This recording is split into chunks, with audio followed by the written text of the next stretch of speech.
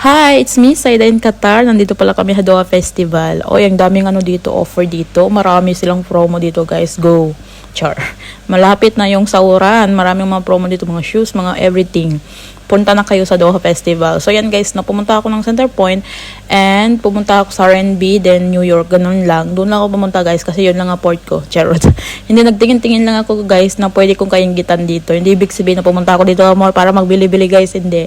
Pumunta ako dito para magmuni-muni at pumunta ako dito para mainggit sa mga promo. Grabe. Hindi ibig sabihin na lumabas ako guys, marami na akong pera. My God. Kailangan din natin magmuni-muni dito sa labas, no?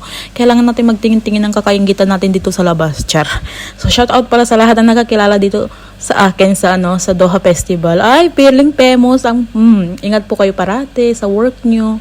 Ingat mga sese. So, yan, pauwi na ako guys kasi nga wala din naman akong pera. Char. Wala din naman akong pera, di ba, pangbili. So, maraming promo sila, guys. Super. Sana all super. So, yan, guys, no.